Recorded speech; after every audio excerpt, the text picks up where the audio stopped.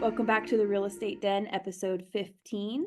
This week we have Hannah out of Wisconsin and David out of South Texas, bringing some awesome stories of the last that their real estate businesses and kind of what they've been experiencing. So we'll just go ahead and get right into this. David, tell us a little bit about yourself and what you do. And Yeah, I'm a real estate agent in San Antonio, Texas, and the surrounding areas, which is actually really big. A lot of people don't know San Antonio in terms of ground area is the seventh largest city in the United States, and so the city limits expand quite a ways out from the center. And in Texas, as the city expands, the municipalities around it can either vote to be annexed or vote to be their own municipalities. And so there's actually about, I don't know, 10 or 12 cities inside San Antonio that have their own city hall, police force, and stuff. And so it's a very interesting dynamic there. But I work all the way out into the base of the hill country, Bernie, Texas, and over to New Braunfels, which is on the I-35 corridor heading towards Austin. So I've been in real estate for about 5 years, retired after 32 years in uniform in the United States Army, where I retired as a colonel, and decided to, after looking at a bunch of different career options, decided I didn't want to work for the man. I want to work for the men and women that need real estate services, and so that's what I do. I have lots of bosses instead of just one. you got more, but I like it. Is there anything that you can think of just quick off the top of your head? And we can get back to this later if we need to, because it might be a bigger question. But have you brought anything, like what have you brought from your previous military experience into real estate? So yeah, this is it's a long answer. I mean, there's a very long answer to this. I'll try to keep it very short. But there's a huge industry that revolves around transitioning service members and moving on to the next thing. And some of it, and I could be pilloried for saying this, but some of it is sort of unnecessary in my opinion. I think what's really the most important when it comes to transitioning is helping people decide how they want to live and understand where their best traits lie and how they can leverage those.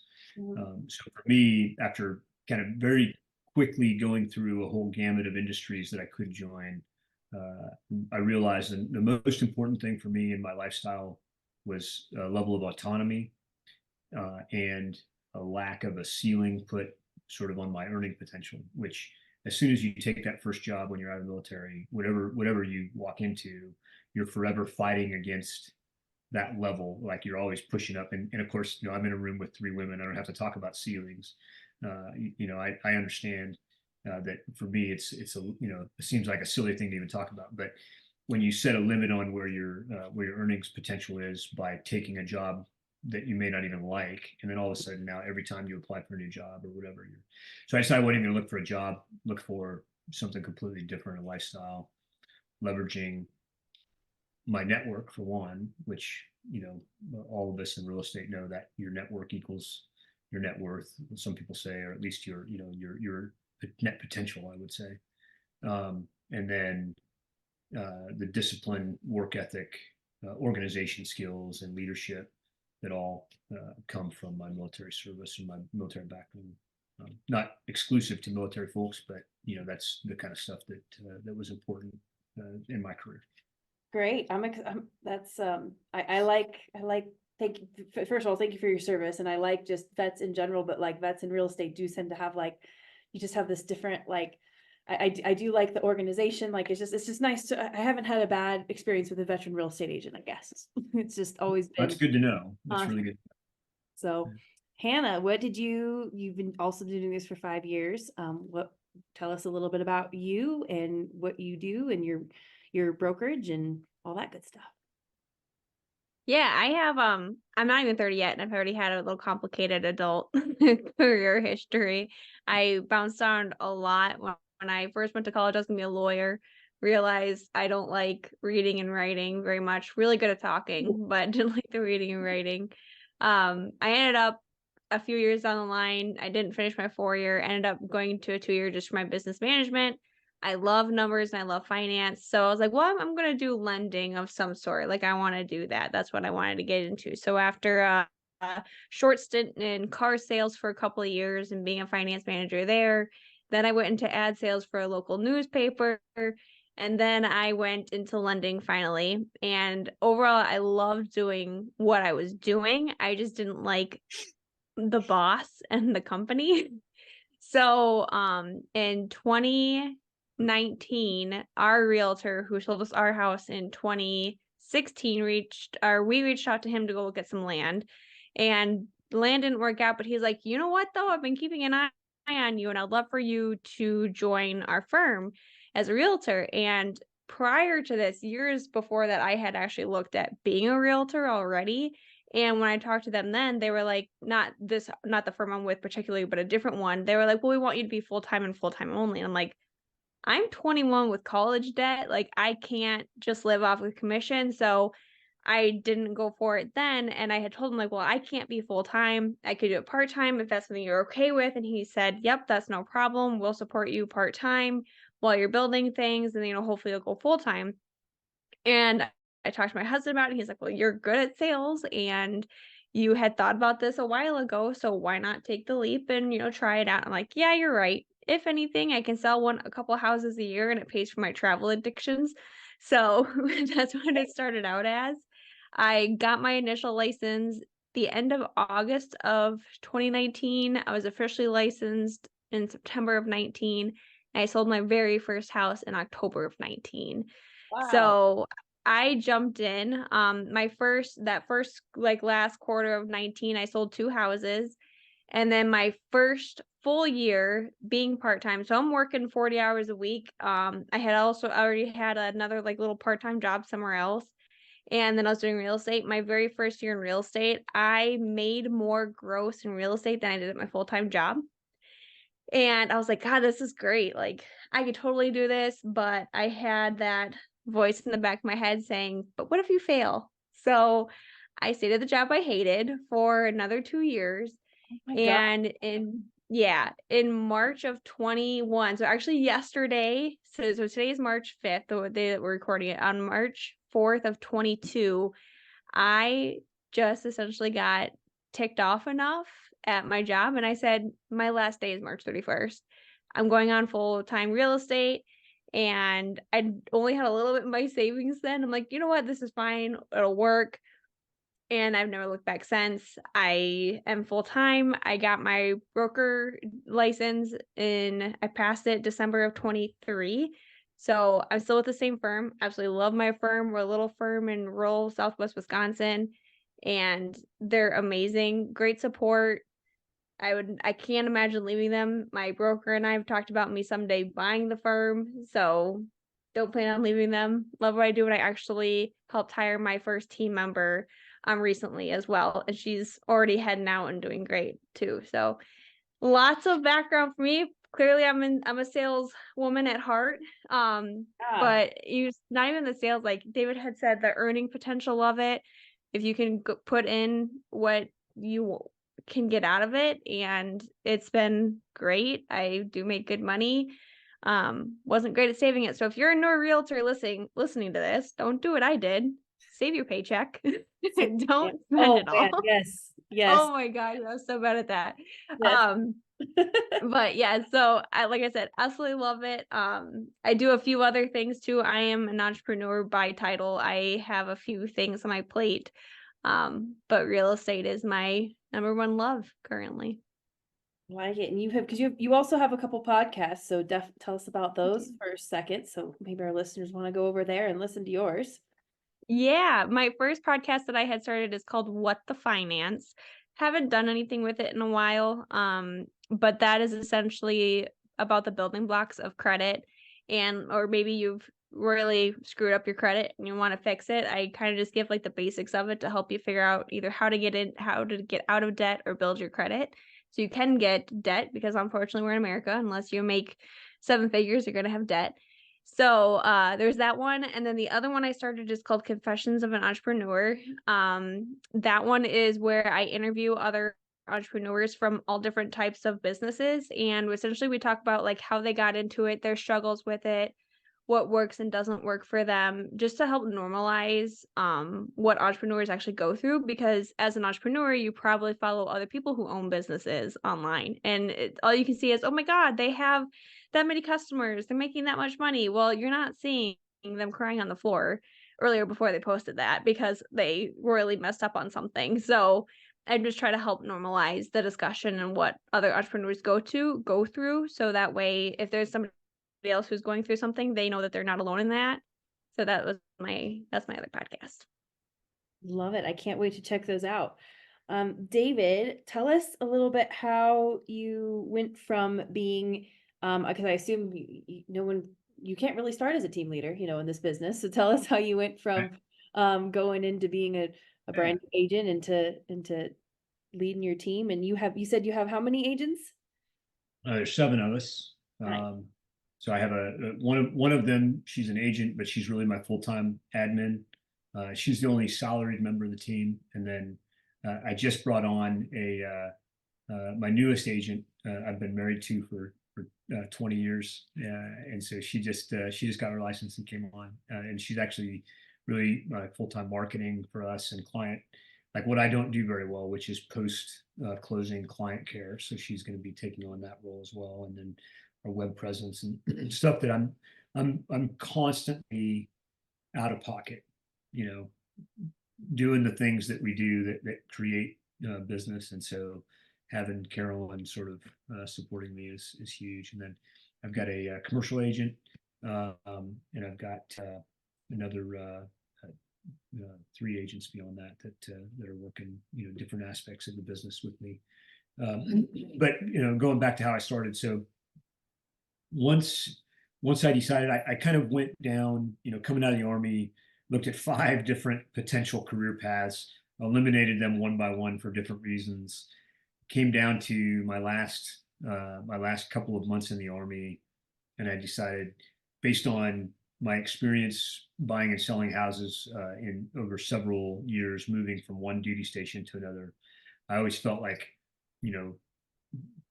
with the exception of a couple of agents that I worked with, that I would have done things a little bit differently. Probably how most people feel about real estate agents, right? Until they get into the business and understand. But I had some really, really good ones that did things that I thought were great, and I keep in touch with them consistently.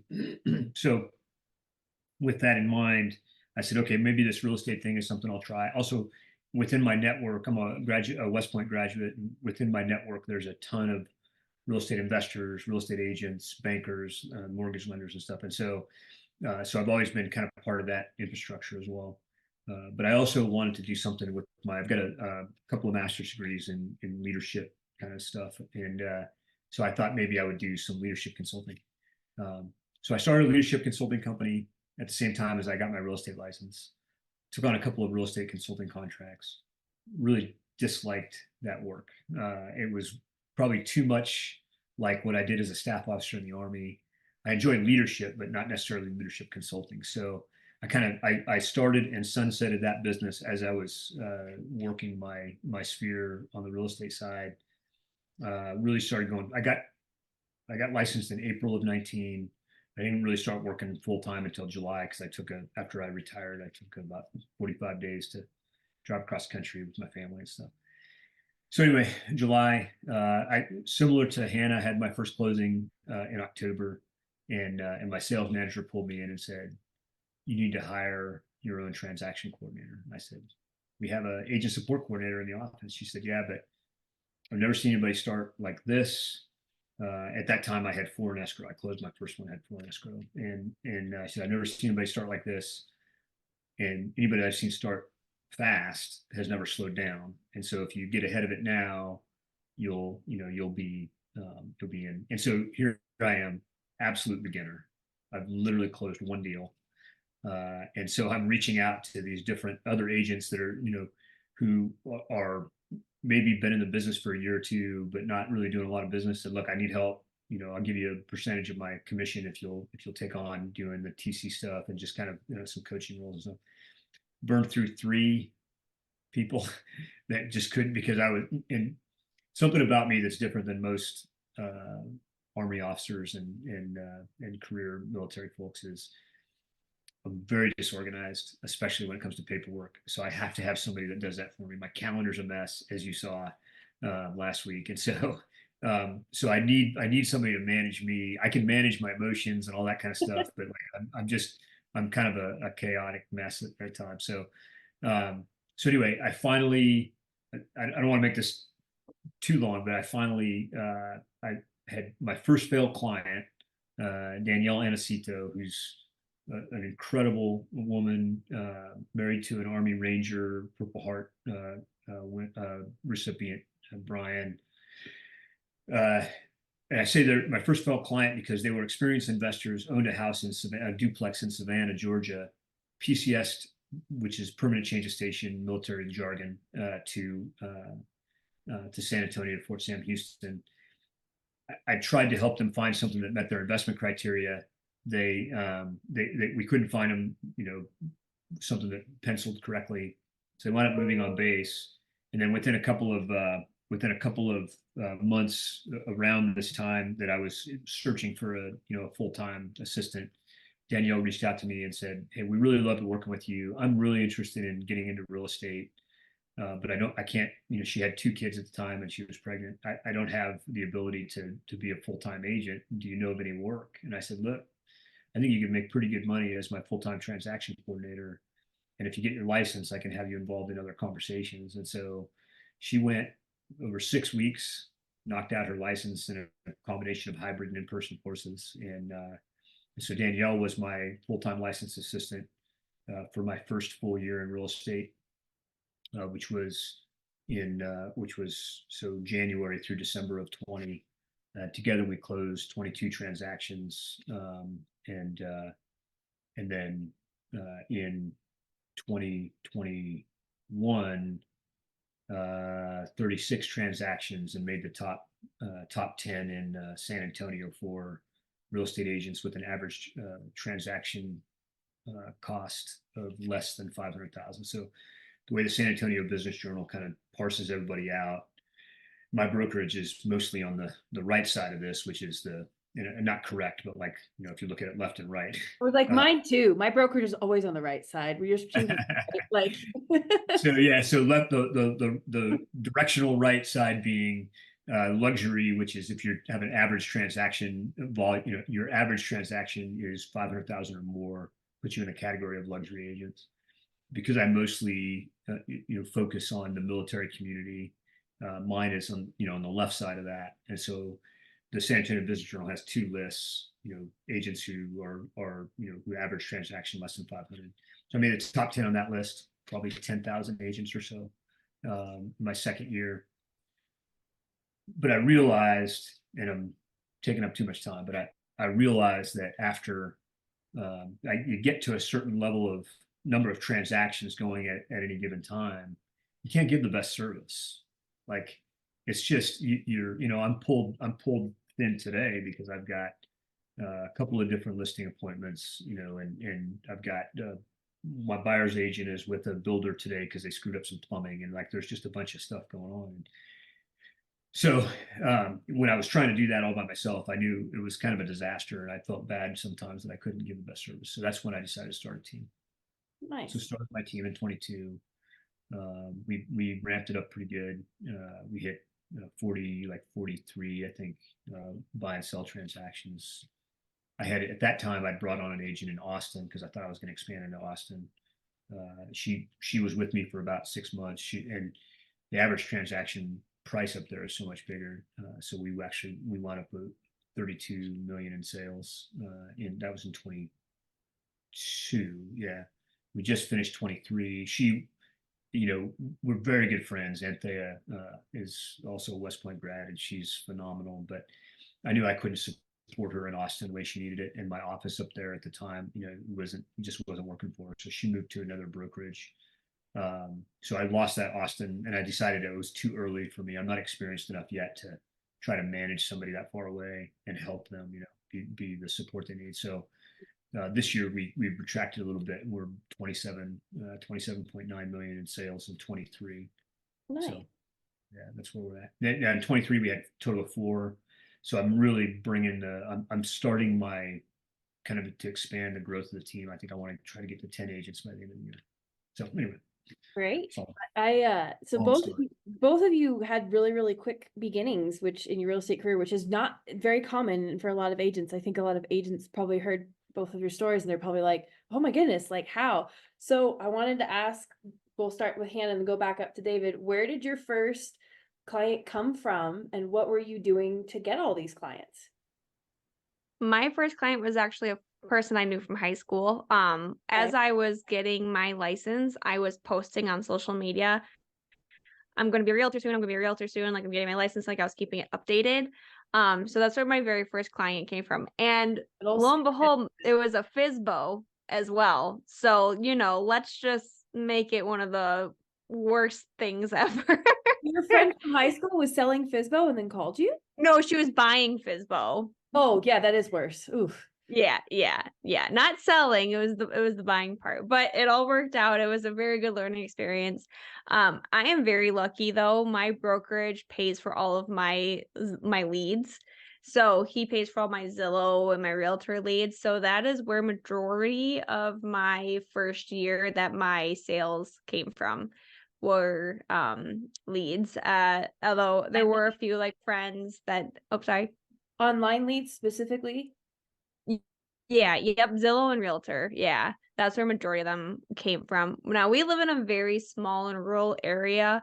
Like my town has 3,000 people in it and like 8 realtors. So, and a lot of the realtors in the area are the ones who have been doing it longer than I've been alive.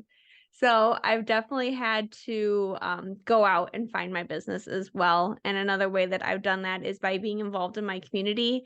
I'm on the Humane Society board for the local county. I just go out and do stuff. I join things. I put myself out there. I'm a huge coffee lover. So my brokerage again is amazing. They pay for all my marketing. So I also do local coffee chat days where I will do like $2 off a coffee or something along those lines at my local coffee place. And I'll just set up and have material there. And if people want to talk, they do. If they don't want to, they don't have to. I have little things that they can grab there. You can spin the wheel for a gift card, something like along those lines. And I actually have gotten 2 buyers from that as well. So just putting yourself out there. Yeah. And that's like fun. Such a good idea. I love that. I love it. And like I said, our area is small. So I've done it through 2 towns locally. And then I also always have like a mortgage person there with me too. So that way, if they have mortgage questions, then the mortgage person is there as well. And it's went out great. I've never had anybody be mad that I was there or that I was paying for their coffee or anything. So one thing that we really focus on is being a part of the community and showing that, hey, I'm here for you if you need it. If you don't, then totally understand. If you catch your realtor that you know and that you trust, awesome. Still feel free to take some free stuff from my table. Like that is totally fine. Because also too, you never know. Some of these realtors are getting a little older. You never know when they're going to be able to retire. So I thought you were going to say something darker for a second. No, retire. No, I try not to be a dark person. But also that also is with it too. I have had a couple of realtors who have had to retire or they decided to switch. They've sent their clients to me. And that is something that I really want to put out here. And maybe David, you'll agree with me, is there is so many realtors who are just plain rude to other realtors and they act like this is dog eat dog. That's not helping you. So be kind to other realtors because you never know when maybe another realtor is getting out of the business or maybe they don't have a team like David does. They don't have somebody who they can refer somebody to on their own team. They need to refer it out to a whole different brokerage. You want to be that person. Be nice to other people. Yeah, that is really a great point. Very. We call it collaboration. Yeah. So really more collaborate than competition, Mm-hmm. and everybody in a transaction is actually trying to do exactly the same thing. So if you make it out to be opposing sides, you may actually wind up killing the deal because just because you looked at it wrong, as opposed to trying to make it happen. Oh yeah, we every realtor right now is just like, oh yeah, we all had that one deal pop into our head that we thought about. Right. Yep. David, where did your first client come from, and what are some fun, good, like great ways that you were getting in lucrative ways that you were getting deals? Because they were you were starting you were stressing your TC out. You had to hire your own. Your brokerage is like, Right. you're on your own, bud. So San Antonio has trademarked the moniker Military City, USA. And so if you've got, and there's a ton of, and so that has happened because we've got two of the most important Air Force bases and then one really important Army base here. And so I think about, I don't know, 50% of the economy maybe revolves around the military bases here. And because of that, a ton of military retirees live here as well, and there's a lot of benefits in Texas to military retirees, and so a lot of folks, even if they never were in Texas, they come to Texas when they retire. Um, so it just the situation, and it's a huge city, right? That all of those things came together to fertile market, huge military network, and just a network in kind of in deep in the most important demographic in the city, really. So, when it comes to economic demographic. So all of my deals from the very beginning, or at least in the very beginning, came from exactly what Hannah did, which is going out on social media. For a 50-plus-year-old guy, it's been a lot of fun, actually. The military too, especially when you're an officer in the military, you have to be very muted on social media, and so I immediately, as soon as I retired, I started just kind of being able to be myself a little bit more. And so I started doing a lot. I needed a hashtag and I needed something of my own. So I started to wear a bow tie on closing day. And I used the hashtag, I only close in bows. And then that kind of became its own little thing. Now it's my branding. So if you go to my website, realestateties.com, and the ties stands for trust, integrity, expertise, and service. So I've kind of tied all of, pun intended, all of that together with where I originally started branding. So, but really at the base of it all was, just not being a secret agent, going out and telling people, hey, I'm in real estate now, and not having been too much of a jerk for the previous 30 years. I'm sure there were plenty of times where I was, but on balance, I think more people than not thought I was a decent human being, and so that helps too. Like, what Hannah said, I can't overemphasize. Like, being a good human being is a huge part of not just where a lot of your business will come from, but also trying. It's a huge part um, of reshaping the conversation around real estate agents. I had a house here in my neighborhood. I'd sold a couple of houses in my little neighborhood here, and I had a guy reach out to me and go, thinking about selling this house on my own, but I saw what you do, and so I'd like to give you a chance. So I went over and I gave him a price that was about $75,000 more than he was going to list it for, and it was just based on knowing the details of the market and his particular lots and things he didn't understand. And then we sold his house, and he told me afterwards, he said, I had the worst opinion of real estate agents before we met. And so it was very gratifying to me. And a lot of that was just not being over the top and not, and being more substance than sound. Absolutely. I love that. So both and both of you, once again, the best way to